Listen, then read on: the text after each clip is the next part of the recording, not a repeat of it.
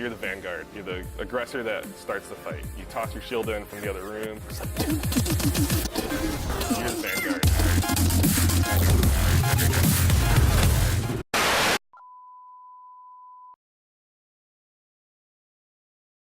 What is going on, guys? The Destiny 2 beta ended yesterday, and I recorded quite a bit of it for testing purposes and video breakdowns of subclasses and weapons and whatever else, and I'm finally getting down to the editing part of all those videos. It's been a while since there's been an actual video on this channel about Destiny analysis, but there hasn't been anything interesting, or really anything, to really test in Destiny 1. Anyway, as I said, I've been playing Destiny 2 beta quite a lot since pretty much the first day of its release on Xbox, so, you know, a day later than the PS4 guys because, well, Bungie had to give just one more exclusive. And that's a joke. Bungie did end up giving everyone a few days to play, a few extra days to play, I should say, and I was happy about that. And getting back on track, I've been testing out various things about the new Titan subclass, the Sentinel, but for the most part this video is just going to be some analysis on the subclass as a whole and a few highlights from PvP while I talk, of course. Let's talk about the Super first, since that is really the only big change to Titans besides skating, which we'll get back to later. So obviously Sentinel is a revamped version of Defender, but it's also now a roaming super. I never really saw anyone actually use the bubble in PvP, but it was Armor of Light with the skill tree that was chosen by default. Perhaps with other skill trees, weapons and blessing might come back.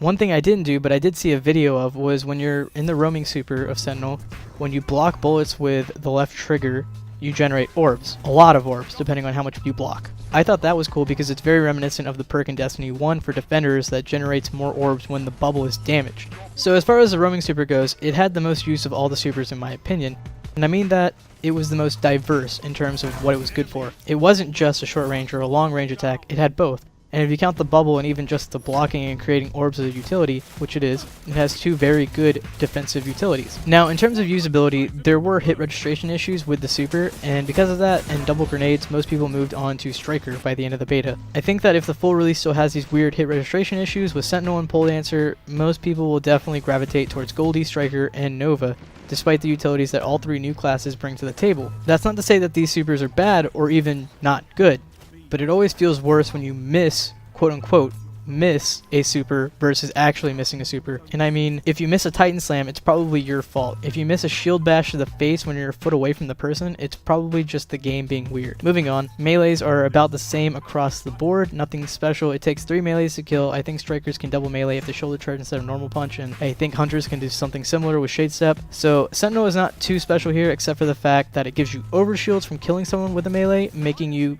actually pretty strong in a game where time to kill is a bit higher. If the return of no backup plans were to ever happen, I would actually be kind of worried about balancing.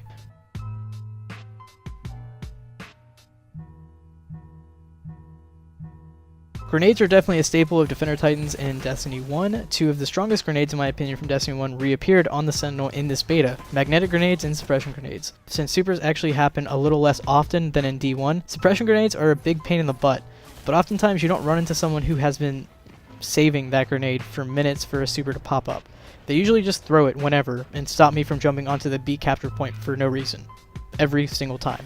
Magnetic and sticky grenades in general are pretty okay, good for finishing kills or starting an engagement, but not good for sticky drive-bys anymore since you can't one-hit, which is a good change in my opinion. Sticky grenades don't need to one-hit if they're gonna follow you behind a wall. You should only get one or the other. Anyway, those are the main basics of the beta version of the Sentinel Titan. Now let's talk really briefly about skating. It's not really there in Destiny 2. I feel like Hunters and Warlocks can definitely surf or hop a little faster than Titans now. I did notice Strafe Lift on Titans let you skate backwards and to the side much faster than going forward, which makes sense considering the name. There was kind of a way while flying forward that I generated more speed than I did normally, but it requires you to be really high in the air and very exposed. I was calling it moon bouncing. There was also the use of ceilings to generate more speed too. Most hunters know about this trick just from double jumping in D1, and that's about it. Someone else would probably figure out how to skate in the full game, whether it's skating or moon bouncing or just something else, but that's the only tests I really did. I don't really have anything else there. Either way, thanks for sticking around, and I hope the video was informative, and I will catch you guys later. Peace. Zone A lost. 3 minutes remaining.